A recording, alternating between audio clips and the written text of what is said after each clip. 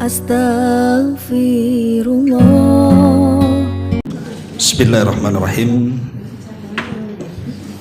Assalamualaikum warahmatullahi wabarakatuh.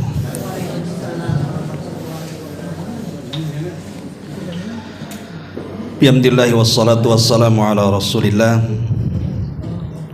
wa ala alihi wa sahbihi wa mawalah wa la hawla wa la quwata illa billahi wa ba'du.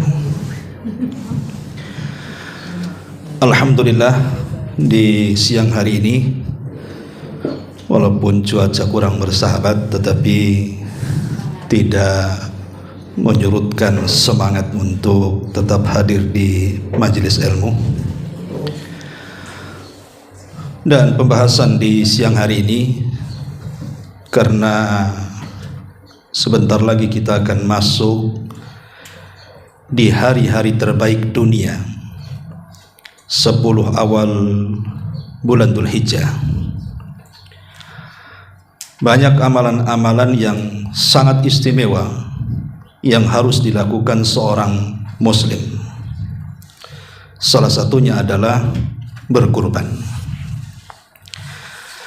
Maka pembahasan di siang hari ini kita akan fokus kepada fikihnya, fikih kurban, karena pembahasannya juga banyak. Tentu setiap poinnya tidak akan diberikan penjelasan lebar, singkat-singkat saja tapi mengena kepada maksudnya.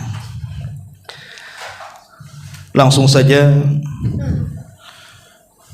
pertama yang kita akan bahas adalah definisi kurban itu sendiri.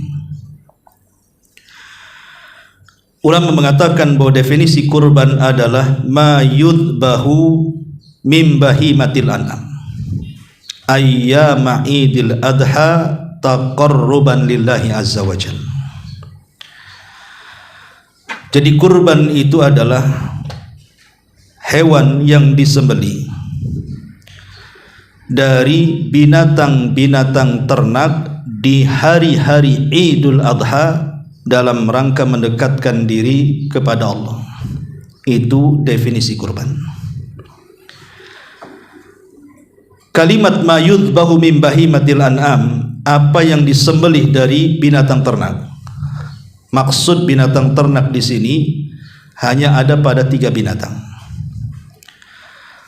Pertama kambing, dan kambing itu ada 2 jenis.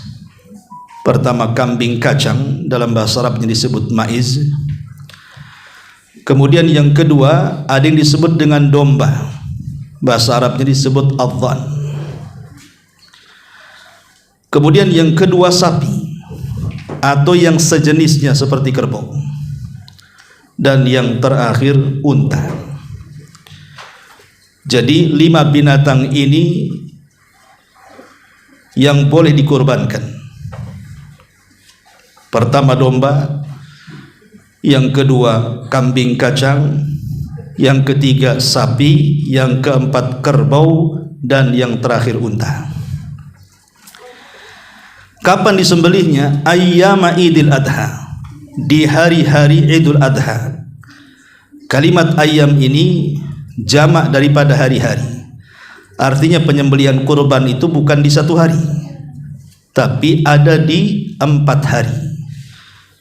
Dimulai tanggal 10, dan itu yang paling utama. Kemudian tanggal 11 yang disebut dengan Yaumul Qarr, karena tanggal 11 jemaah haji sudah menetap di Mina. Kemudian tanggal 12 dan 13 disebut hari tasyrik. Itulah yang disebut dengan ayyam Idul Adha. Kemudian taqarruban ilallah, dalam rangka mendekatkan diri kepada Allah Subhanahu wa ta'ala. Jadi kurban itu dilakukan karena Allah, bukan karena pamer, bukan karena riya dan yang semacamnya.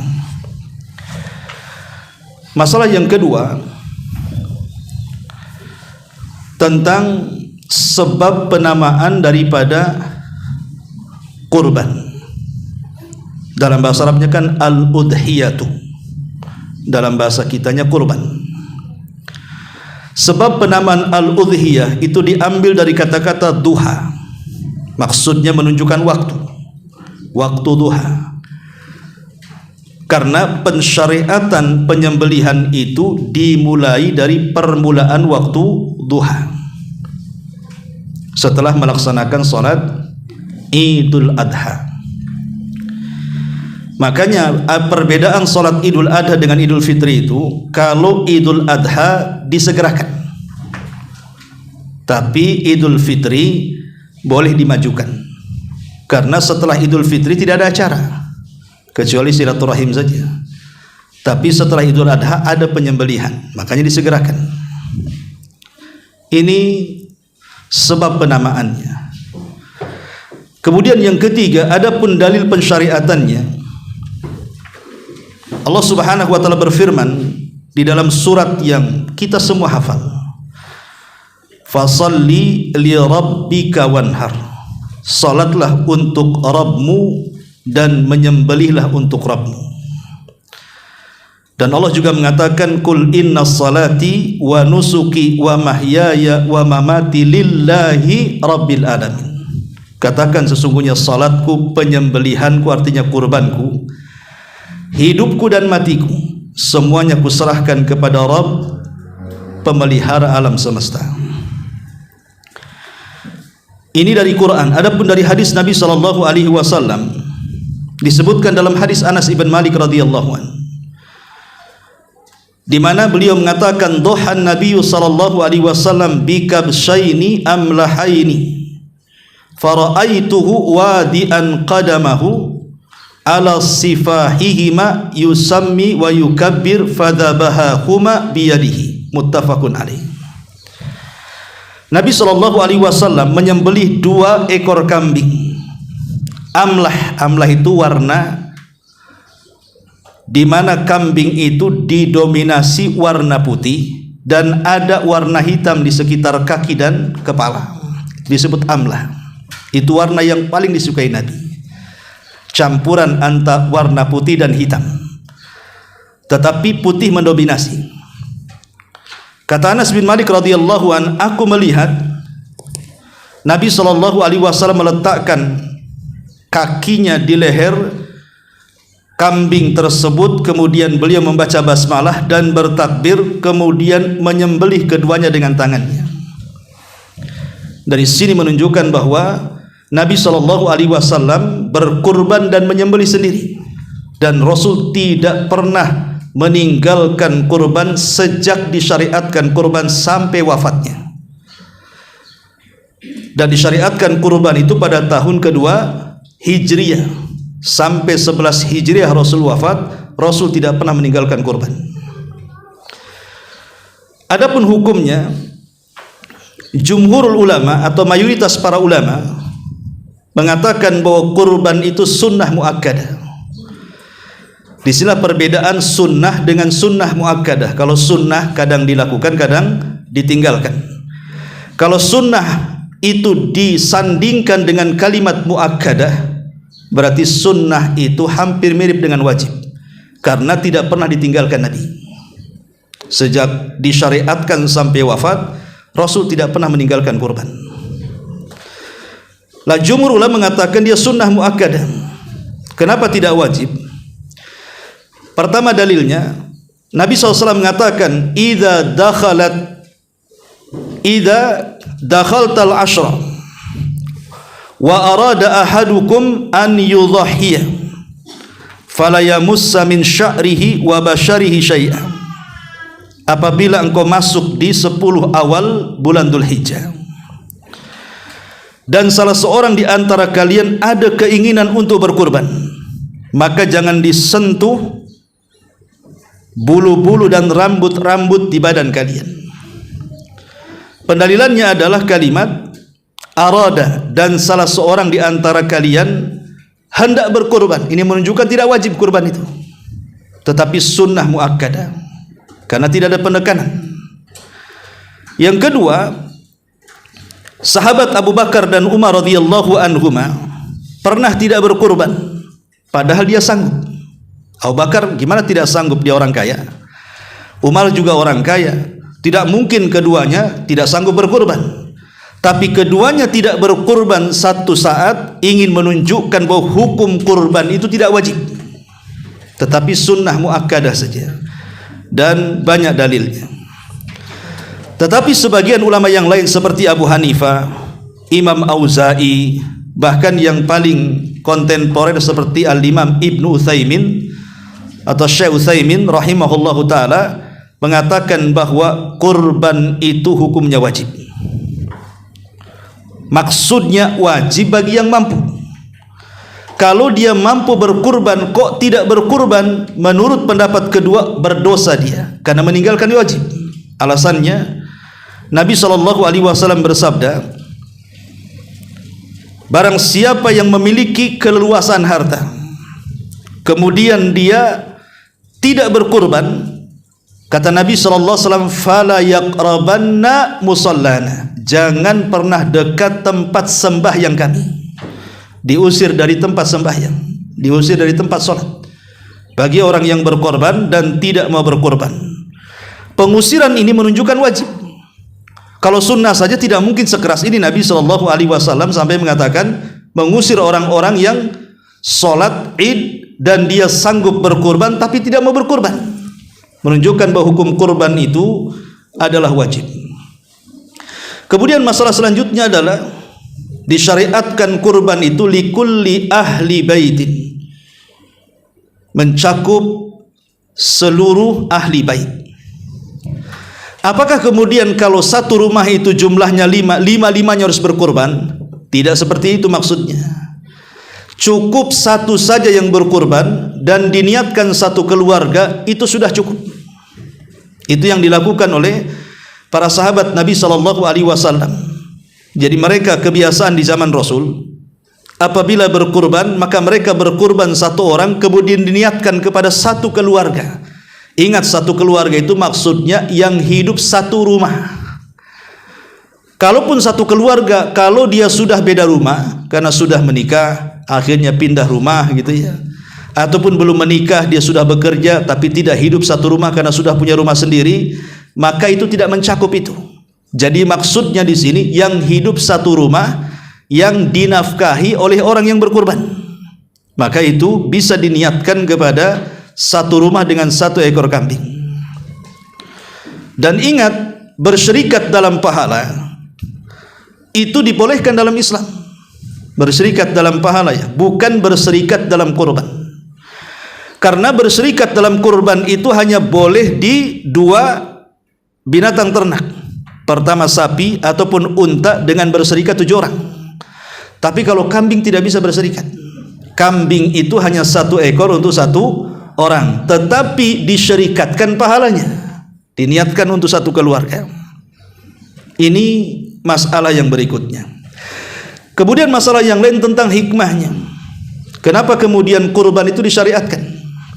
Pertama, hikmahnya dalam rangka mendekatkan diri kepada Allah Subhanahu wa taala.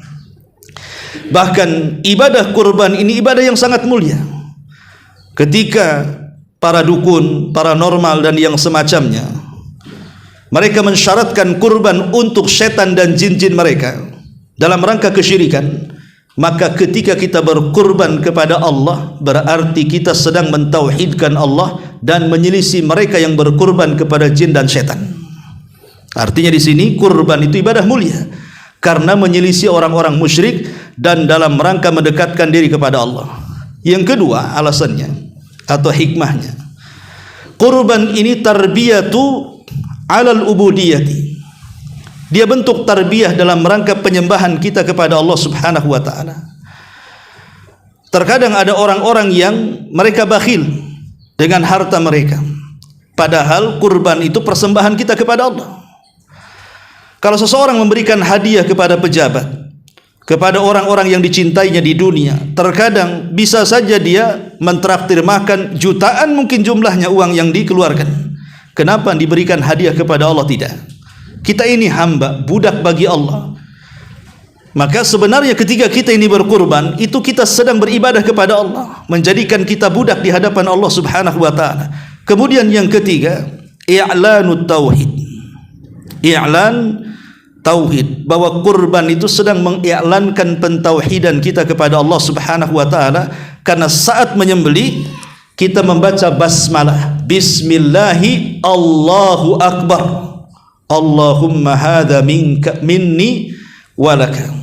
Jadi ini yang ketiga. Yang keempat, it'amul fuqara wal muhtajina bis sadaqati alaihim, memberikan makan para fuqara, orang-orang yang susah, orang-orang miskin, ya, dan orang-orang yang berhajat dengan sedekah.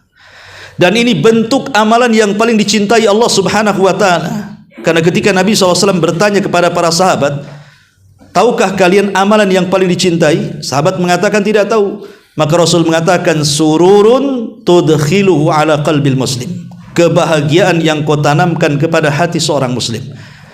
Betapa banyak orang-orang fakir yang boleh jadi 1 tahun dia tidak pernah makan daging, atau mungkin sayang untuk membeli daging, tapi ketika Idul Adha mereka mendapatkan secara percuma memakan daging itu, karena diberi oleh orang-orang yang berkurban, dan itu satu kebahagiaan yang luar biasa. Tapi kadang-kadang orang-orang miskin sudah antri pakai kupon, berharap daging, pulang pula bawa usus sama kotoran. Ada yang seperti itu, atau bawa tulang, dagingnya dah habis, tulang saja.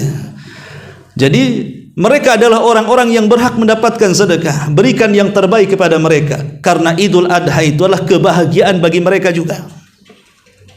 Ya, cuman banyak juga orang-orang fakir ini nakal kan itu ya. Kadang-kadang satu keluarga dapat kupon semuanya, nanti dapat 1 kresek, pulang ganti baju, minta lagi 10 ganti baju, 10 kresek dia dapat, ya. Kemudian juga yang kelima, at-tausi'atu ala nafsi wal iyal, bisa membahagiakan keluarga. Dengan kurban itu bisa makan bersama sanak saudara, famili, kerabat, atau boleh jadi mengundang orang-orang walaupun mereka kaya dalam bentuk hadiah. Kan kurban itu bukan hanya diberikan kepada fuqara wal masakin dalam bentuk sedekah saja, kita juga bisa berikan kepada mereka yang di luar dari agama kita. Namanya orang kafir, dia kafir dzimmi, dia tetangga kita orang kafir, kita bisa memberi mereka dalam bentuk hadiah. Atau mungkin kawan kita yang kaya tapi tidak sempat berkurban, maka kita beri sebagai hadiah. Kemudian juga yang keenam, ini yang paling penting, karena kurban itu adalah bentuk syukur nikmat kita kepada Allah Subhanahu wa taala, di mana Allah sudah menundukkan binatang kepada kita. Sehingga dengan tunduknya binatang kepada manusia, kita bisa makan daging ayam, makan daging kambing, makan daging kerbau, daging sapi, dan daging-daging yang lainnya yang dihalalkan. Sebab kalau seandainya semua binatang mereka melawan, berperang dengan manusia, nggak ada orang yang mau satu bumi dengan binatang. Kalau semua ayam menyerang manusia, jangan satu ayam, satu angsa yang sudah ngejar-ngejar ibu-ibu aja 100 orang bisa lari tuh. Satu angsa ya, ngejar orang itu sudah, jangankan angsa, ada orang yang takut dengan kecoa. Coba bayangkan, satu kecoa saja terbang, udah kelimpungan orang itu. Kadang-kadang ambil sapu, bukan kecoa yang dipukul, listrik yang dipukul tuh, saking takutnya. Lah itu kalau satu binatang kecil nyerang, atau semut mereka bersatu gitu ya menyerang manusia, mana orang, mungkin kita pindah planet lain tuh. Tetapi Allah tundukkan mereka kepada manusia, sehingga dengan tunduknya ayam kita bisa sembelih, kita bisa makan dagingnya. Tundukan kambing kita bisa sembelih, kita bisa makan dagingnya. Ini kan nikmat yang besar. Nikmat mana lagi yang akan kita dustakan sebesar ini? Maka bentuk syukurnya adalah dengan berkurban. Makanya Allah mengatakan, kadzalika sakharnaha lakum la'allakum tashkurun. Begitulah kami tundukkan binatang itu untuk kalian. Satu Allah minta, agar kalian bersyukur. Inilah diantara hikmah berkurban. Kemudian masalah yang lain adalah at-taqsimu, pembagian hewan kurban. Abdullah ibn Abbas radhiyallahu anhuma mengatakan pembagian hewan kurban itu adalah dengan cara at-taslis, maksudnya sepertiga untuk yang berkorban, sepertiga dihadiahkan, dan sepertiga disedekahkan. Beliau mengatakan, ya'kul wa huwa thuluth wa yut'im man arada thuluth wa yatasaddaq alal masakin bithuluthi. Kata Abdullah ibn Abbas radhiyallahu anhuma, dimakan oleh yang berkurban 3 bagian, kemudian diberi kepada orang-orang yang hendak memakan kurban dalam bentuk hadiah sepertiganya, dan disedekahkan kepada fuqara wal masakin sepertiga lainnya. Ini pendapat Abdullah ibn Abbas. Jadi pembagian kurban adalah sepertiga bagi korbaner, sepertiga dihadiahkan, terserah bagi korbaner kepada siapa dihadiahkan, dan disedekahkan sepertiganya. Ini harus dipaham oleh para panitia kurban. Kalau menurut pendapat Abdullah ibn Abbas, kalau sudah kambing disembelih, sudah dikresekin, maka yang diutamakan berikan kepada orang yang berkurban sepertiganya. Nanti sepertiganya yang kedua tanya orang yang berkorban, ini mau dihadiahkan ke siapa? Kemudian sepertiganya barulah terserah panitia mau disedekahkan kepada orang miskin mana. Ya. Ini kadang-kadang orang yang berkorban gak dapat apa-apa, panitianya yang banyak. Nah, kadang-kadang kan kresek ke yang berkorban belum ada, kresek di panitia sudah numpuk tuh. Nah, ini panitia curang. Kemudian ada juga yang berpendapat bahwa pembagian kurban itu separuh-separuh, separuh bagi yang berkurban dan separuh untuk disedekahkan. Ini pendapat ulama yang lainnya. Tetapi pembagian ini bukan wajib. Pembagian ini hanya pembagian sunnah saja. Boleh dibagi seperti itu, sepertiga, sepertiga, sepertiga, atau separuh-separuh gitu ya. Atau kalau memang orang yang berkorban gak mau dagingnya, tidak masalah, bagikan semuanya. Tapi masalahnya memakan daging kurban itu hukumnya sunnah bagi yang berkorban. Bahkan Al-Imam Ibnu Hazm sampai mengatakan wajib, berdasarkan perintah Allah, kulu wa kulu minha, makan dari hewan kurban itu. Sementara kalimat makanlah itu bentuk perintah, dan dalam usul fikih perintah itu memiliki makna wajib, sehingga pendalilannya makan daging kurban bagi yang kurban itu wajib. Begitu kata pendapat Imam Ibnu Hazm. Tapi mayoritas para ulama mengatakan tidak, karena perintah ini dalam bab muamalah, sehingga tidak sampai kepada bab wajib, tapi hanya sunnah saja. Tapi tidak ada yang mengatakan mubah. Ya, minimalnya kalau kita berkorban, makanlah dagingnya. Makanlah dagingnya. Gak bisa Ustaz, saya makan daging kambing ini kolesterol naik. Ya, kuahnya saja. Kan gitu. Oh, gak bisa, kuahnya juga ada campuran daging. Hirup aja asap satenya. Yang penting adalah yang masuk gitu ya. Jangan pula tusuknya, Bu. Jadi ini pembagiannya. Ini at-taqsim. Kemudian masalah berikutnya, ihdaul kafir minha, boleh menghadiahkan kepada orang kafir dalam bentuk hadiah, selama kafir itu tidak harbi, tidak memerangi Islam. Kemudian juga yang selanjutnya, idza ta'ayyanatil udhiyatu ba'da syira'iha, ketika kita membeli hewan kurban, maka kita harus pastikan dengan menyebut kepada pembelinya, Pak, saya beli kambing untuk kurban. Jangan asal beli saja, beli kambing. Itu masih belum jelas untuk apa kambing itu. Jadi harus diucapkan tuh, Pak, saya beli sapi untuk kurban. Jadi harus ditakyin seperti itu. Masalahnya kalau seandainya sudah takyin seperti itu, tiba-tiba kemudian kambingnya hilang atau sapinya lari, seperti yang terjadi di Tiban Kampung itu, ya lepas sapinya masuk hutan sampai sekarang nggak ketemu. Sayembara tuh ambil sapinya itu di hutan tuh. Ya. Kalau seandainya kata ulama, kalau kita sudah merawat dengan baik, sudah mengikat, masukkan ke kandang, kunci gembok, tiba-tiba malamnya hujan, angin deras merobohkan kandang kambing, kemudian kabur semuanya, maka tidak perlu diganti. Maka niat kurbannya sudah berpahala kurban. Tapi kalau karena kelalaian dia asal narok saja kambing itu, tidak dipagar, tidak diapa, talinya pun asal ikat, tahu-tahu kabur, ganti dia karena kelalaian. Ya, karena kelalaian seperti itu. Sama dengan pembahasan hewan kurban yang cacat umpamanya. Ketika membeli tak pincang kakinya, bagus gitu ya. Tapi karena kelalaian dia, ketika nurunkan kambing dari mobil umpamanya, seperti ngelempar batu, akhirnya pincang, ganti kambingnya. Karena sengaja dia tahu kambing kau jatuhkan gitu pincang. Tapi kalau bukan karena kelalaian, kita naik motor, kambing diikat di bawah, tiba-tiba ditabrak dari belakang tuh, kenalah kakinya, tahu pincang, maka bisa dikorbankan. Karena bukan kelalaian tuh. Nah, contohnya seperti itu. Ya.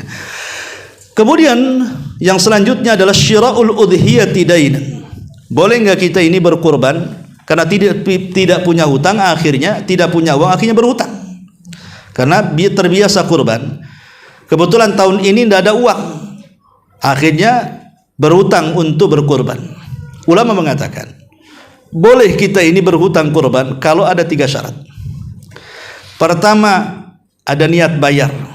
Jangan ngutang tak ada niat bayar, kurang ajar namanya. Yang kedua, dia yakin bisa bayar. Bukan hanya niat mau bayar saja. Kalau niat mau bayar, semua pun mau bayar kan itu. Tapi ada keyakinan dia sanggup bayar. Kemudian yang ketiga, dia berhutang itu dalam perkara-perkara syar'i untuk berkurban, bukan untuk makan keluarga. Kalau makan keluarga tahu tempe pun bisa dimakan kan itu. Jadi perkara syar'i ini 3 syarat. Ya. Tapi masalahnya, kalau seandainya saya punya uang, anggaplah 5 juta. Satu sisi saya juga punya utang 5 juta sama si Anu. Sisi lain 5 juta cukup beli kambing tipe A umpamanya. Mana yang lebih dahulukan? Ulama mengatakan bayar hutang dulu, jangan kurban. Bayar hutang dulu, jangan kurban. Ya. Kemudian masalah selanjutnya, al-udhiyatu anil ghairi. Berkurban untuk orang lain. Ulama mengatakan boleh berkurban untuk orang lain, tapi dengan izinnya. Umpamanya kita ingin mengorbankan berkorban untuk orang tua. Orang tua masih hidup. Maka tidak boleh langsung beli kambing kemudian kita antar ke masjid, ini korban orang tua saya. Padahal orang tuanya masih hidup dan belum minta izin. Minta izin dulu orang tuanya, siapa tahu orang tuanya mau berkorban sendiri atau saudaranya. Ya. Maka tidak mengapa sebenarnya kita ini, umpamanya kita punya kambing 5. Saya serahkanlah ke tetangga 1, nggak ada masalah sebenarnya. Tetapi harus minta izin dulu. Ya, izin itulah yang penting karena kurban itu kan dia ibadah yang sifatnya dzatiyah. Artinya satu kambing satu orang. Tidak bisa berserikat secara zat kecuali dengan izinnya. Nah, ini diantara masalah yang berikutnya. Masalah berikutnya tentang mustahabbatul udhiyah. Apa yang disunnahkan dari binatang kurban itu? Yang pertama, afdaluha asmanuha. Yang paling afdal adalah yang paling gemuk. Mendingan 1 kambing gemuk dibandingkan 2 kambing kurus. Walaupun kalau 2 kambing kurus itu kalau ditimbang lebih berat, tapi kita akan melihat bukan hanya sekedar beratnya saja, keindahan kurban itu juga perlu, kan ini bentuk hadiah kita kepada Allah. Ya. Wa aghlaha thamanan, dan yang paling mahal harganya, karena biasanya yang mahal itu yang bagus, yang murah itu yang jelek biasanya. Cuman kita maunya murah tapi bagus, itu masalahnya. Ya. Biasa nawar di pasar kan, nawar kambing kayak nawar kangkung jadinya. 5 juta, 1 juta aja Pak katanya. Itu keterlaluan ya. Ya. Kemudian wa an fasuha inda ahliha. Dan kalau bisa itu binatang yang paling berharga bagi penjualnya. Kalau kita tunjuk yang itu, oh jangan yang ini. Justru itu kalau kita beli itu yang paling utama karena biasanya itu yang paling bagus, yang dihargai oleh pemiliknya. Ya. Kemudian juga wa anfasuha inda ahliha wa alaihi an yatafahas al-udhiyah. Jadi yang sunnah intinya bahwa binatang kurban itu harus indah, harus besar, harus gemuk, harus yang banyak dagingnya. Kemudian juga tentang masalah berikutnya, umur daripada binatang kurban. Umur daripada binatang kurban berbeda-beda antara unta, sapi dan kambing. Kalau unta minimal 5 tahun ke atas, nggak boleh 5 tahun ke bawah. Kalau sapi minimal 2 tahun ke atas, nggak boleh 2 tahun ke bawah. Kalau kambing ini ada 2 macam masalahnya. Ada kambing kacang, ada kambing domba. Kalau kambing kacang minimal 1 tahun ke atas, tidak boleh 1 tahun ke bawah. Kalau domba minimal 6 bulan ke atas, tidak boleh 6 bulan ke bawah. Kalau unta 5 tahun ke bawah tidak sah kurbannya. Kalau sapi 2 tahun ke bawah tidak sah kurbannya. Kalau kambing kacang 1 tahun ke bawah tidak sah kurbannya. Ataupun domba di bawah 6 bulan tidak sah kurbannya. Minimalnya pas di angka 6 bulan, atau pas di angka setahun, atau 2 tahun, atau 5 tahun, atau di atas itu, maka itu yang boleh dikorbankan. Ini soal usia, ya. Kemudian tentang bersyirikatnya, mana yang lebih utama, 1 ekor kambing ataukah bersyirikat dengan sapi? Memang terjadi khilaf para ulama, tapi yang jelas kita mengambil pendapat yang kuat wallahu alam. Kita tidak perlu bentangkan perselisihan antara ulama. Yang paling utama adalah orang yang bisa berkurban 1 unta untuk 1 orang. Kalau bisa, masalahnya di Batam tak ada unta, burung unta pun tak ada, ya. Ini yang pertama. Yang kedua, 1 sapi 1 orang, atau 1 kerbau 1 orang. Kemudian yang ketiga, 1 kambing 1 orang. Kalau tidak bisa bersyirikat, 1 sapi atau 1 unta 7 orang. Ini susunan yang paling afdolnya di situ. Kalau bisa unta sendirian, beli unta. Kalau bisa sapi, nggak bisa unta kemahalan, sapi sendirian. Nggak bisa sapi kemahalan, kambing sendirian. Nggak bisa berserikat unta atau berserikat sapi ataupun berserikat unta. Wallahu alam. Kemudian ini hidup, itunya yang mati kayaknya. Tes. Baterainya full.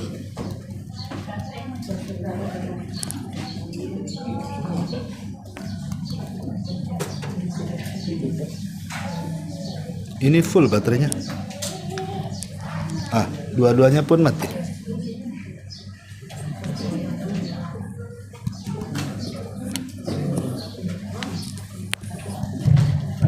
Udah mulai. Iya. Gangguan teknis.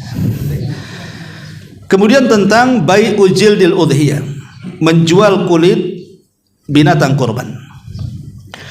Tidak boleh bagi yang berkurban untuk menjual kulit kurban. Kenapa demikian? Karena kurban itu sudah dihadiahkan secara keseluruhan untuk Allah Subhanahu wa taala. Sehingga kalau diperjualbelikan kepada manusia, berarti tidak murni hadiahnya. Kecuali kalau seandainya yang menjualnya adalah mustahiknya. Jadi kulitnya diberikan kepada orang miskin, terserah dia. Kalau sudah di tangan orang miskin, mau dijual, mau dimakan, mau dibuang, terserah dia. Tapi khusus yang berkorban tidak boleh menjualnya. Termasuk juga tidak boleh memberikan upah kepada tukang jagalnya. Maksudnya upah dari bagian daging kurbannya. Pamannya ada orang yang menawarkan, sini saya sembelih sapimu tapi kepalanya untuk saya, jangan dikasih. Sini saya sembelih sapimu tapi kulitnya untuk saya, jangan dikasih. Sini saya sembelih kambingmu tapi keempat kaki dan kepala tanduknya untuk saya, jangan dikasih. Karena tidak boleh bertransaksi kepada hewan yang sudah dihadiahkan kepada Allah. Kalaupun mau memberi, maka berilah dari upah yang lainnya. Umpamanya, sembelih sapi saya ongkosi kamu 300. Berarti tidak menyentuh hewan kurbannya. Dia diupah dengan cara yang lain. Ya. Atau sembelih sapi saya nikah dengan anak saya. Terlalu ini ya upahnya. Intinya di luar daripada hewan kurban.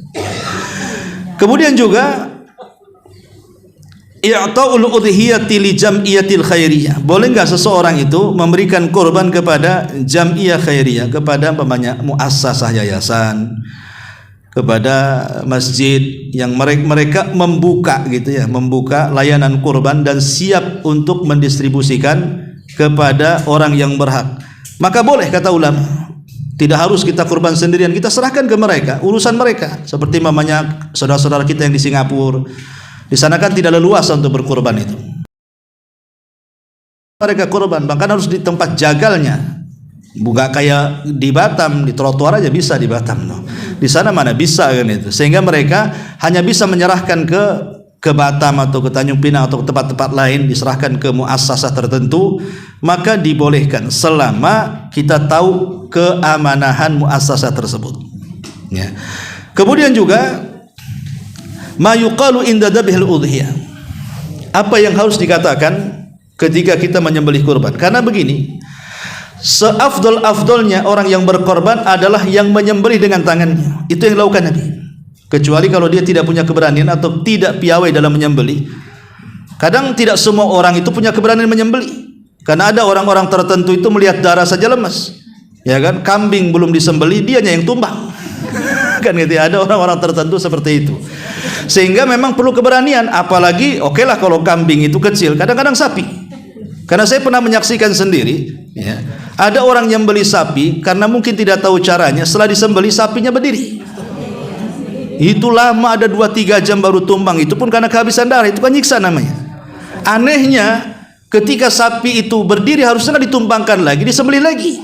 Tapi namanya orang kampung, ada istilah mereka tidak boleh pisau itu 2 kali goresan kecuali masih nempel di leher. Kalau sudah keluar dari leher tidak boleh sembelih lagi katanya. Ini kan menyiksa karena kejahilan tuh. Padahal sebenarnya lebih menyiksa seperti itu, harusnya kan disembelih lagi supaya dia mati. Makanya penting latihan menyembelih itu. Ya, umpamanya ambil gebok pisang itu, potong gebok pisang dulu. Pokoknya dia latihan dulu, baru setelah itu atau melihat tutorial apalah di YouTube nyembelih kan ada tuh. Ya. Jadi yang paling afdol itu yang menyembelih dengan tangannya. Kalau tidak sanggup bisa diwakilkan kepada orang lain. Seperti Nabi SAW menyembelih dengan tangannya 70 unta, kemudian yang 30 diserahkan kepada Ali radhiyallahu anhu. Ya, Rasul pernah berkurban itu 100 ekor unta. Dan belum ada sejarahnya orang kaya berkurban sampai 100 ekor unta. 100 ekor kambing aja saya belum dengar. Ya. Sehebat-hebatnya presiden aja nggak sampai 100. Ya kan? Nah, ini Nabi SAW kan luar biasa, pernah berkurban seperti itu. Lah, adapun bacaan saat menyembelih, maka berdasarkan hadis Nabi SAW, maka bacaan yang dibaca adalah pertama tasmiyah, membaca basmalah, itu sudah jelas. Kemudian bertakbir, karena memang kita disunahkan bertakbir di 10 awal bulan Dzulhijjah. Kemudian kita persembahkan kurban ini kepada Allah dengan mengatakan Allahumma hadza anni wa an ahli baiti. Ya Allah, ini kurban dariku dan kuniatkan bagi seluruh keluargaku. Kalau menyembelih sendiri, tapi kalau mewakilkan penyembelihan, jangan ini kurbanku, ini kan kurban orang. Nah, jadi sebutkan siapa yang berkurban, bilang saja Allahumma hadza an siapa, kan itu ya. Oh, an Pak Edi gitu. Wa an ahli baitihi, dan untuk keluarga Pak Edi. Nah, contohnya seperti itu. Kalau dia jadi wakil penyembelihan. Tapi kalau dia yang menyembelih, ya ini korban untuk saya dan untuk keluarga saya. Allahumma hadza anni wa an ahli baiti. Kemudian bagaimana kalau seandainya terkumpul antara kurban dengan akikah? Saya belum akikah, atau anak saya belum akikah. Kemudian berkaitan dengan Idul Adha pula, ulama mengatakan tidak bisa digabungkan antara kurban dengan akikah, kecuali kalau memang kita mampu membeli kambing banyak. Umpamanya ini saya beli kambing 3, yang 1 untuk berkurban, yang 2-nya untuk akikah anak laki-laki saya. Atau beli kambing 2, yang 1 untuk berkurban, yang 1-nya untuk akikah anak perempuan saya. Itu tidak ada masalah kalau memang dipisahkan. Yang jadi masalah adalah 1 kambing 2 niat, itu yang jadi masalah. Ya, 1 kambing tapi di satu sisi niat kurban, di sisi lain niat akikah. Tetapi ulama membolehkan dalam satu kondisi, 1 kambing untuk akikah dan udhiyah ketika kelahirannya bertepatan 7 harinya pada tanggal 10 Dzulhijjah. Umpamanya anak kita lahir tanggal 3, otomatis hari ke-7-nya kan tanggal 10 tuh. Ya. Lah tanggal 10 itu hari ke-7, berarti dikeluarkan akikah. Di satu sisi itu pula hari Idul Adha. Maka dalam kondisi seperti ini wallahu alam dibolehkan 1 kambing untuk akikah dan udhiyah. Tapi kalau tidak bertepatan seperti ini, maka tidak boleh, karena beda maksudnya. Akikah untuk penyembelihan anak, sementara kurban itu dalam rangka mendekatkan diri kita kepada Allah Subhanahu wa taala. Ya. Tetapi kalau harus memilih nih. Ini kita masuk tanggal 10 harus memilih, maka pilihlah kurban akhirkan akikah. Kalau harus memilih ya. Karena bagaimanapun berkurban pada waktunya lebih baik dibandingkan ibadah sedekah yang semisal kurban di waktu orang berkurban. Pamannya ini kita punya uang 3 juta. Dapatnya di 10 akhir Ramadan, di 10 awal bulan Dzulhijjah. Maka sebaiknya berkurban dibandingkan disedekahkan ke yang lainnya. Karena memang itu waktu-waktu kesempatan kurban. Kalau tidak, kapan lagi berkurban? Nunggu tahun depan lagi. Tapi kalau sedekah masjid, sedekah anak yatim kan setelah kurban pun bisa. Dan itu kan waktunya menjulang 1 tahun, kapan bulan, kapan hari pun bisa. Ya, ini yang selanjutnya. Kemudian masalah selanjutnya adalah di antara masalah kurban, berkurban untuk orang yang meninggal. Berkurban untuk orang yang meninggal. Berkurban untuk orang yang meninggal ini ada banyak jenisnya. Pertama, sebelum meninggal dia berwasiat. Nah, kalau saya meninggal tahun ini kurbankan. Maka melaksanakan wasiat kurban tidak ada masalah, karena sebelum meninggal dia berwasiat. Yang kedua, atau bernazar. Maka kalau bernazar sebelum meninggal, maka kita boleh melaksanakan nazarnya. Kemudian yang ketiga, dia tidak wasiat, dia tidak nazar, tapi saya ingin berkurban untuk ibu saya yang meninggal, untuk bapak saya yang sudah meninggal, untuk suami saya, untuk istri saya, untuk anak saya yang sudah meninggal. Maka ini ada 2 kondisi. Kondisi yang pertama, mensyarikatkan pahala kurban. Jadi mensyarikatkan orang mati dengan orang hidup, itu boleh. Contoh, namanya saya berkurban 1 kambing. Kemudian saya katakan, ya Allah, ini kurbanku dan kurban keluargaku, baik yang hidup ataupun yang meninggal. Boleh. Itu namanya mensyarikatkan orang mati ke orang hidup. Ya. Tapi kalau tidak disyarikatkan, memang dia beli kambing, ketika disembelih, ya Allah, ini kurban ibu saya yang sudah meninggal. Padahal ibunya tidak berwasiat, ibunya tidak bernazar dan tidak bersyarikat. Memang dihususkan, ini jadi khilaf ulama. Ada yang membolehkan dalam bentuk sedekah dan ada yang melarang. Karena tidak ada contohnya yang seperti ini. Nabi SAW hidup, Khadijah sudah meninggal. Rasul tidak pernah berkurban untuk Khadijah secara khusus, gitu maksudnya ya. Kemudian anak-anak Rasul pun meninggal sebelum Rasul meninggal, kecuali Fatimah. Tidak ada riwayat Rasul mengkhususkan kurban untuk orang mati. Tapi bagi yang membolehkan walaupun tidak bersyarikatkan, karena kurban ini bagian daripada sedekah isinya, dan sedekah kepada orang mati boleh. Ya, tetapi intinya selamatnya kalau memang mau melibatkan kurban untuk orang mati, maka serikatkan saja orang mati dengan orang hidup. Itu selamatnya, supaya keluar dari perselisihan ulama. Ini kurban saya untuk istri saya, untuk anak saya yang masih hidup, plus ibu dan bapak saya untuk yang sudah meninggal. Itu boleh diserikatkan seperti itu. Ya. Wallahu alam. Kemudian di antara masalah selanjutnya adalah bai'ul udhiyati, menjual daging kurban atau menghibahkannya. Tidak boleh menjual daging kurban dan menghibahkannya bagi orang yang berkurban. Tapi kalau bagi orang yang mustahik dengan hewan kurban, pamannya saya dapat bagian, antum kurban, saya dapat bagian, terserah, saya mau jual kemana saja. Tapi bagi orang yang berkurban dilarang menjual. Tanduk-tanduknya pun tidak boleh dijual. Ya. Ini diantara hukum jual beli. Kemudian mayuzyu minal adhahi, apa yang boleh dari hewan kurban itu untuk dikurbankan. Kita tahu bahwa ada 4 cacat yang tidak boleh seseorang itu untuk mengurbankan hewan kurban. Kalau nekat tidak sah hewan kurbannya. 4 cacat berdasarkan hadis Nabi SAW. La tajuzu al-adhahi fi arba'ati al-uyub. Tidak boleh seseorang itu berkurban kalau dalam hewan kurban itu ada 4 cacat. 1, ya, al-awra al-bayyin awaruha, wal maradu al-bayyin maraduha, ya. Kemudian wal arja al-bayyin dal'uha. Kemudian yang terakhir lupa saya. Intinya bahwa yang pertama tidak boleh buta sebelah. Ustaz kan yang dilarang buta sebelah, kambing saya buta dua-duanya, berarti boleh. Yang buta sebelah aja tak boleh, apalagi buta dua-duanya. Gimana ceritanya? Ya. Kemudian yang kedua, sakitnya jelas. Mungkin kambingnya banyak pikiran murung aja, nggak mau makan gitu ya. Sakit dia, nggak mau makan, sariawan atau apa ya, stres mungkin. Kemudian yang ketiga, pincang dengan pincang yang jelas. Bukan karena kegemukan, memang pincang. Kan kambing itu tidak bisa jalan karena dua. Pertama karena gemuk, orang gemuk kan susah jalan tuh. Atau karena pincang, yang dilarang itu pincang. Dan pincangnya jelas. Atau yang keempat, dia terlampau sepuh, sudah tua, sudah nenek-nenek, kakek-kakek.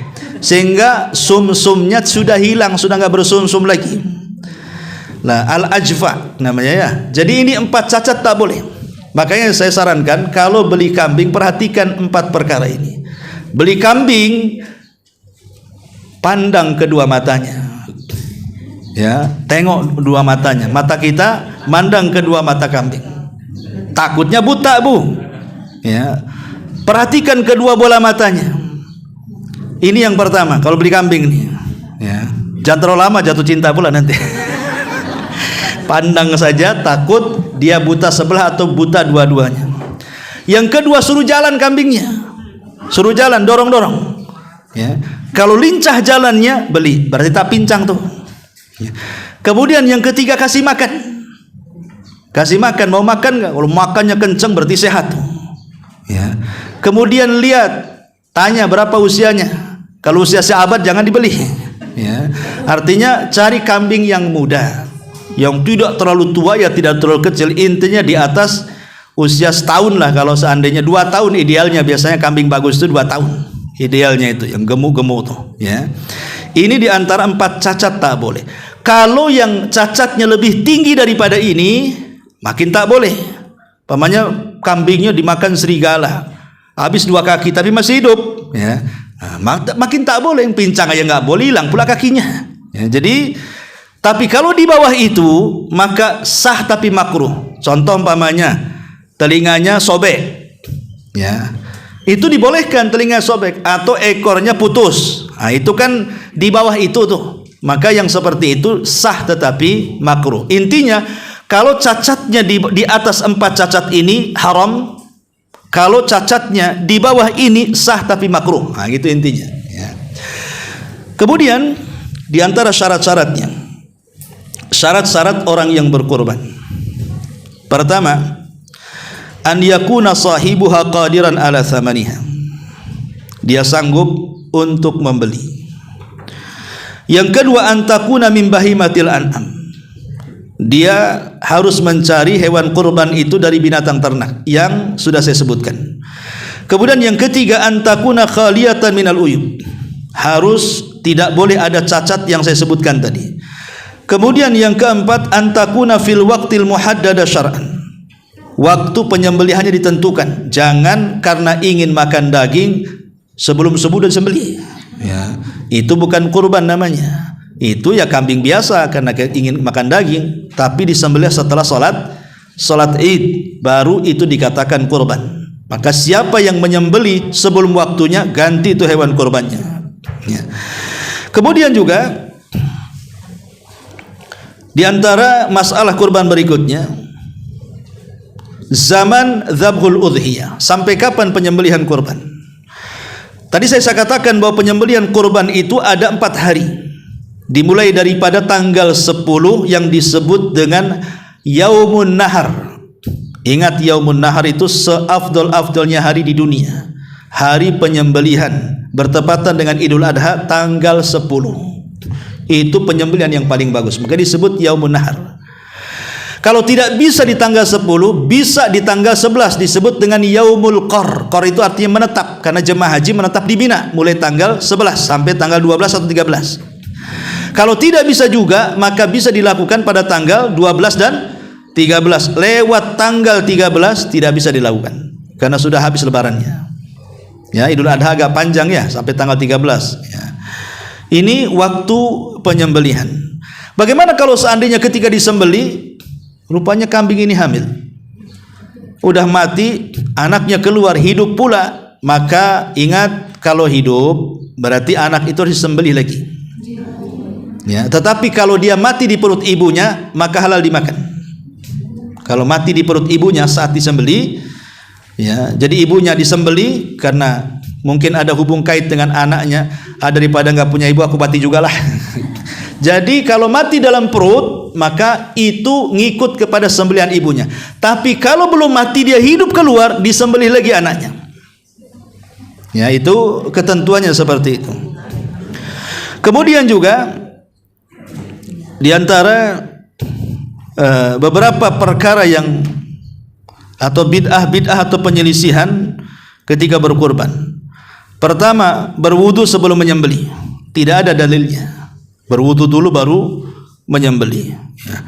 Ataupun kemudian darahnya harus darah di pisaunya itu harus dioles ke badan si kurban itu.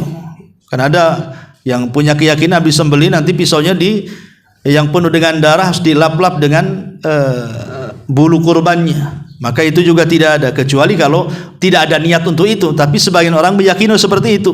Ya. Ataupun seseorang menguliti sebelum matinya, itu dia masih kejang-kejang dikuliti. Nah, itu jadi syubhat, artinya dia mati karena disembelih atau mati karena dikuliti itu. Nanti jadi syubhat jadi haram jadinya. Dan itu pun menyiksa binatang. Jangankan itu, di zaman Rasul ada sahabat yang menggeret kambing dengan cara paksa. Tidak mau jalan, dipukul pantatnya. Kata Nabi SAW, apakah engkau akan membunuh kambing itu 2 kali? Pertama kau siksa, baru kau sembelih. Maka berbuat baiklah kepada binatang.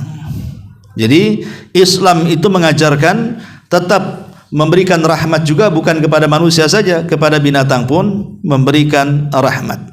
Ya. Adapun hal-hal yang makruh saat menyembelih, pertama, pisau tidak tajam tapi tumpul, makruh, kasihan binatangnya. Kemudian yang kedua, menyembelih di depan kawannya, seolah-olah mempertontonkan penyembelihan di hadapan kawannya. Nah, ini juga tidak boleh karena akan menakut-nakuti kambing yang lainnya atau sapi yang lainnya. Ya. Ataupun umpamanya seseorang menyiksa si kambing ini dengan mematahkan kakinya dulu biar supaya tidak ngamuk begitu ya, maka tidak boleh seseorang mematahkan kakinya sebelum disembelih. Ini enggak boleh dilakukan. Kemudian juga masalah berikutnya adalah menyembelih hewan kurban di malam hari. Ulama mengatakan sebaiknya menyembelih kurban di siang hari. Tapi kalau memang tidak ada waktu disembelih di malam hari, maka tidak ada masalah, sah-sah saja. Cuman masalahnya kan kurban itu kan bentuknya syiar, harus ditonton orang. Nah, siapa yang nonton? Apalagi malam-malam di dapur sendirian pula. Siapa yang nonton kan itu? Kurban ini kan syiar. Syiar itu harus dilihat orang. Nah, dipertontonkan orang. Kecuali kalau memang ada madarat. Ustaz, kalau saya nyembeli satu kampung hadir, mana kebagian orang itu nanti? Ya, cukuplah kemudian orang-orang tertentu yang tahu. Yang jelas bahwa jangan sembunyi-sembunyi. Ada ibadah itu yang memang perlu disembunyikan seperti sedekah. Itu perlu disembunyikan. Tapi ada ibadah itu yang perlu orang tahu. Dan itu ujian bagi kita. Apakah kita bisa ikhlas ataukah tidak ikhlas? Ya, berkenan dengan syiar-syiar ini. Kemudian juga tentang mana yang lebih afdol, ataupun hal alal musafir udhiyatun, apakah bagi seorang musafir itu boleh berkurban? Pamannya saya jalan-jalan ke Batam, kebetulan pula Idul Adha di sini. Nah, boleh nggak saya ini akhirnya beli kambing di sini, kurban di masjid yang paling dekat dari sini pamannya? Maka ulama berselisih pendapat. Was-sahih anna safar li ghairil hajj la yamna al-udhiyah. Kalau safarnya bukan dalam bentuk haji, maka boleh seseorang itu berkurban. Tapi kalau safarnya dalam bentuk haji tidak boleh, karena sudah ada yang disebut dengan al-hadiyu namanya. Ya, pengganti daripada kurban. Kemudian masalah berikutnya tentang mana yang lebih afdal soal warna. Tadi saya sudah katakan ketika mendefinisikan apa itu kurban, Rasul suka dengan warna amlah. Ya tentu ini pada kambing, bukan pada sapi atau unta ya, amlah itu. Maksudnya adalah sawadun wa bayadun. Wal bayad aksar. Maksudnya amlah itu warna yang disukai Nabi adalah dua warna. Satu kambing dua warna, hitam putih. Tetapi putih mendominasi hitam. Itu warna yang sangat disukai Nabi sallallahu alaihi wasallam. Kemudian berikutnya menyimpan daging kurban. Dahulu di zaman Rasul, daging kurban itu harus habis selama 3 hari. Tidak boleh lebih dari 3 hari. Ya wajar karena di zaman itu belum ada kulkas. Ya, tetapi kemudian dengan perkembangan zaman, apalagi sebagian orang cerdas akhirnya dijadikan dendeng dengan cara dijemur, maka pelarangan memakan lebih daripada 3 hari dimansuh hukumnya. Maksudnya dihapus hukumnya, sehingga boleh seseorang itu menyimpan hewan kurban selama masih bisa dimakan. Bahkan ada sebagian ikhwan tuh ngomong, di kulkasnya masih banyak Ustaz daging tahun kemarin katanya. Sampai hari ini belum habis katanya. Istri tak suka kambing, ya. Karena tak suka, tak mau masak kambing. Saya pula suka kambing, tak bisa masak katanya. Akhirnya ditaruh aja di freezer katanya. Ya kalau nggak dimakan kasihlah tetangganya. Kenapa harus ditaruh di freezer terus? Ini diantara boleh menyimpan, boleh ya menyimpan. Ya. Kemudian juga boleh enggak seseorang itu naklul udhiyati ila ghairi baladi sahibi, memindahkan daging kurban ke tempat yang lain. Sembelihnya di Batam, dagingnya dikirim ke Tanjung Pinang, Tanjung Uban, kemana gitu ya. Boleh enggak memindahkan?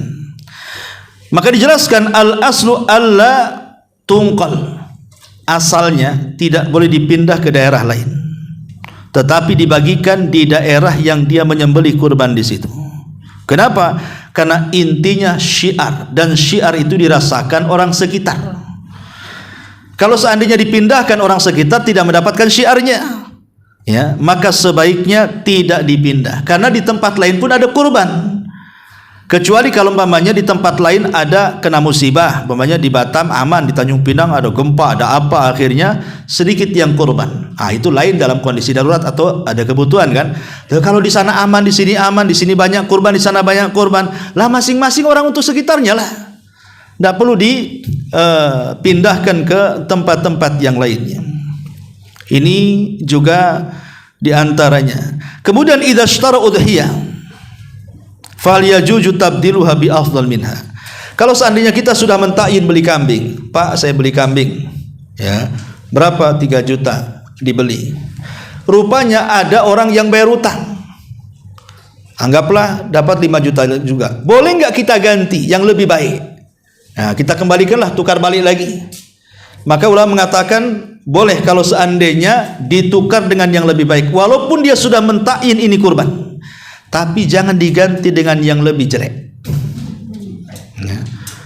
Sudah pamannya dia sudah beli sapi, mikir aduh utang belum dibayar nih, jadi kambing lah. Nah, gitu ya.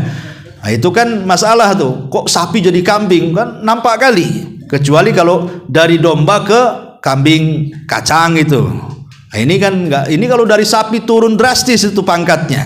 Lah ini yang seperti tak boleh. Tapi kalau lebih maka dibolehkan. Karena inti kurban itu adalah manfaat dagingnya yang luar biasa. Cuman perselisihan para ulama itu ketika membahas tentang mana yang lebih afdol, kambing ataukah sapi, ya.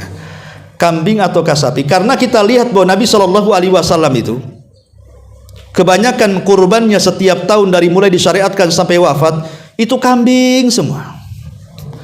Kecuali ketika hadiu 100 ekor unta. Tapi setiap tahunnya Rasul tidak pernah pakai sapi. Kambing sampai meninggal. Dari sini kata para ulama bahwa hewan, sebagian ulama mengatakan bahwa kambing lebih afdal dibandingkan yang lainnya. Karena ketika Ibrahim menyembelih Ismail pun Allah ganti bukan seekor unta ataupun sapi, tapi seekor kambing. Kemudian ketika Habil berkurban juga bukan sapi bukan unta tapi kambing. Jadi sejak zaman dulu, sejak zaman Adam, Ibrahim sampai Rasul itu pakai kambing. Sehingga sebagian orang mengatakan kambing afdal dibandingkan yang lainnya. Tapi sebagian orang mengatakan tidak, yang afdal itu yang banyak dagingnya. Yang afdal itu yang banyak dagingnya. Kalau seandainya 1 ekor kambing dengan berserikat 1 sapi 7 orang, Tetapi kenyataannya lebih banyak daging sapi secara timbangan dibandingkan satu orang satu kambing. Pamannya kalau 7 orang satu sapi, sapinya lemosen yang gede gitu. Setelah ditimbang, rupanya sampai 50 kilo per orangnya. Sementara kambing setelah disembeli, rupanya cuma 20 kilo saja. Ya mendingan yang banyak gitu maksudnya. Ada juga berpendapat seperti itu. Jadi bukan masalah kambing sapinya, tetapi yang banyak dagingnya. Karena kalau banyak dagingnya manfaatnya lebih banyak. Ya, sedekahnya lebih sampai. Tapi ini kan masalah khilaf para ulama tentang masalah ini. Ya. Wallahu alam, inilah diantara masail-masail atau masalah-masalah seputar kurban. Baik, untuk membentangkan masalah ini kita buat tanya jawab saja. Silakan. Ya. Kalau emang kita ada jatah buat kita yang tadi sepertiga itu boleh kita dari misalnya kita pernah di Bandung kita bawa ke Batam. Yang sepertiga punya kita. Boleh, tidak ada masalah. Ya kalau memang mau dibawa, kalau memang punya kita mau dibawa kemana aja nggak masalah. Karena sudah hak kita kan namanya kan. Hak kita sendiri mau dimakan di sana, mau dibawa ke sana kemari terserah, asal bukan hak orang yang ada di sekitar. Sekarang kalau kita nyembeli di sini, masyarakat sudah mandang dalam hatinya kapan saya dapat kresek, rupanya kreseknya pindah ke tempat lain, apa nggak sakit hati dia? Ya udah kebayang tuh kreseknya, malah nggak dapat kreseknya. Jadi syiarnya ndak ada di situ. Boleh kalau memang hak sendiri. Ya sama juga ketika boleh nggak sebenarnya panitia itu memasak masakan kurban gitu ya. Ini polemik. Masalahnya ada 2 masalah tentang definisi panitia. Definisi panitia itu, apakah panitia itu definisinya adalah taukil, dia wakil dari korbaner, ataukah panitia ini dia adalah tukang jagal yang memotong, yang menguliti, yang mencincang gitu ya. Ini permasalahannya di sini. Kalau yang dimaksud panitia itu adalah wakil daripada korbaner, sebenarnya bagi panitia makan daging korban tidak ada masalah. Dia kan wakil. Saya mewakilkan ke masjid ini, ya kemudian di situ tersusun panitia. Ya terserah dia, saya sudah wakilkan sama dia. Dia mau makan di situ, mau masak-masak tidak ada masalah. Tapi ada orang yang berpikir bahwa oh panitia ini masuk kepada bagian jagal. Nah, sementara tidak boleh memberikan upah kepada tukang jagal. Ya, kalau ngasih upah jangan daging kurban, tapi dari yang lain. Nah, gitu maksudnya. Ya, sekarang di situ masalahnya. Ya, tapi kalau saya pribadi kayaknya panitia bukan tukang jagal deh. Panitia itu wakil dari korbaner kan gitu. Panitia ada masalah masa di situ. Ya, bagi yang memahami panitia tukang jagal ya silahkan, berarti tak boleh makan panitia. Ya, kecuali dia minta izin kepada yang berkorban, yang ngirim dagingnya, panitia yang ngomong, boleh nggak bagian sepertiganya sekilonya untuk panitia, harus ngomong begitulah. Atau mungkin diambil dari uang operasional kemudian membeli sendiri. Ya, membeli sendiri kambing kemudian dimasak sama-sama. Tapi kalau menurut saya pribadi ya, saya kalau panitia itu kayaknya wakil dia, bukan tukang jagal. Tukang jagal kan sendiri dia, tukang sembeli. Kalau wakil berarti ya sudah, nggak masalah makan di situ. Entah ngambil berapa kresek untuk dimakan sama-sama, tidak ada masalah. Ya, tapi kalau antum memahami bahwa panitia tukang jagal ya berarti tak boleh kan itu. Ini sebenarnya pemahamannya di situ tuh. Apakah dia posisinya wakil bagi korbaner atau dia posisinya tukang jagal, itu saja sebenarnya. Wallahu a'lam. Ustaz mau tanya. Iya. Ini ada titipan pertanyaan Ustaz. Banyak nggak titipannya? Iya. Oke. Ini yang setiap tahunnya itu istrinya Ustaz pakai uangnya sendiri. Jadi kan selama ini tuh pakai nama suami dan diniatkan untuk semua. Jadi sebaiknya istri ini setiap tahun itu jadi kurban tuh selalu pakai nama suaminya atau pakai nama sendiri Ustaz. Pakai uang istri? Iya. Kalau pakai uang istri, ya istri aja yang kurban, nanti diniatkan kepada suaminya untuk semuanya. Tapi ada hukum yang lain. Kalau istri yang berkorban berarti yang tidak boleh potong kuku, yang tidak boleh cukur rambut, bulu, ketiak, kemaluan atau apapun, berarti si istri yang berkorban. Walaupun diniatkan atas nama suami. Boleh. Ya niatnya sih untuk dia dan suaminya. Kalau dia membeli kurban untuk suaminya, itu namanya mengkhususkan kurban. Suaminya sudah mati atau masih hidup? Kalau masih hidup, tidak usah dikhususkan. Diniatkan, diserikatkan saja istri yang berkorban, tapi pahalanya diserikatkan. Pahala diserikatkan itu bukan berarti kalau kita punya dompet, kemudian isinya 100.000, pecahan 10 gitu ya, kita bagi-bagikan dompetnya kosong.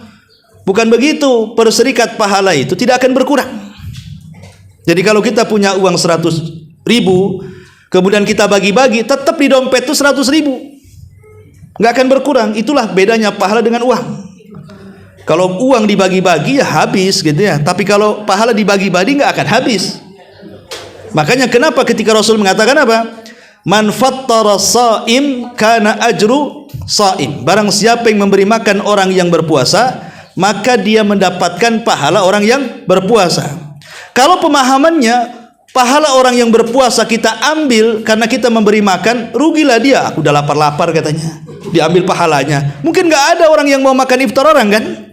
Tapi bahasa Nabi mengatakan apa? Tanpa mengurangi pahala dia sedikit pun. Jadi kalau bagi pahala nggak akan berkurang. Diniatkan saja untuk dia dan suaminya dan anaknya dan keluarganya yang satu rumah gitu ya. Wallahu a'lam.